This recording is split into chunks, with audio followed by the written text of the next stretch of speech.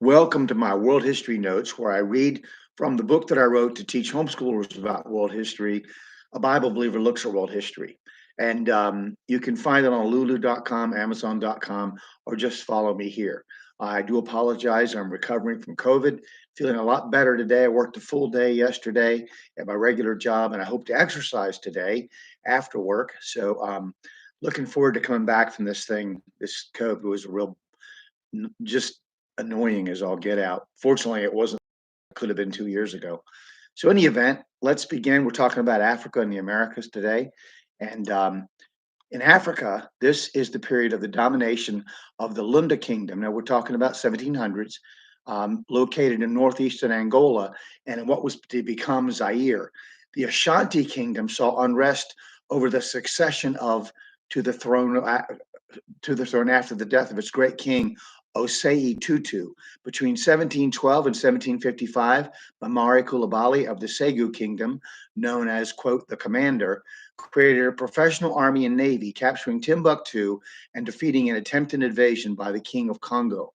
In order to ensure access to European weapons, King Agaha of Abomi uh, conquered other kingdoms on the Guinea, which is a European word for Africa, coast, and created the Dahomey Kingdom.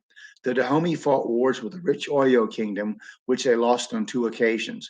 All of these African kingdoms were growing rich on the slave trade, which was prospering, sending millions of prisoners of war and conquest to the New World.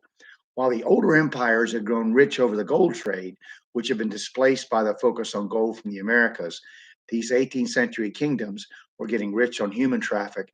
One of the African kings, I read as an aside, in 1750, made more income on slaves in 1 year than the richest duke in England, as far as wealth goes. So, very important part of the history, but not going to jump too much into that right now. So, around 1700, the Maasai, a cattle herding people, began moving into Kenya on the east coast of Africa.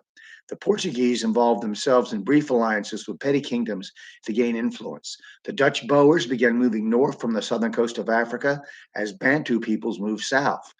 In the Americas, the American version of the War of the Spanish Succession was called Queen Anne's War, fought from 1702 to 1713.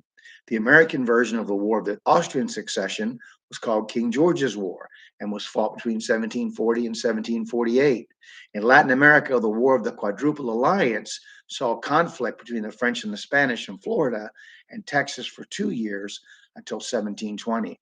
Paraguay rebelled against Spain between 1721 and 1725 when the governor of Asuncion refused to accept the new governor sent from Lima and ousted the Jesuits for interfering in his rule. The rebellion was finally crushed. The Araucanian Indians tried to oust the Spaniards from southern Chile and failed as well.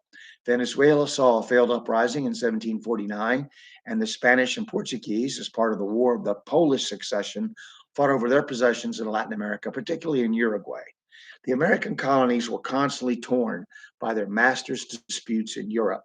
This was a source of irritation for English, French, Portuguese, and Spanish speaking colonists who were increasingly feeling a sense of identity, if not apart from their European masters at least, often in equality to their lords.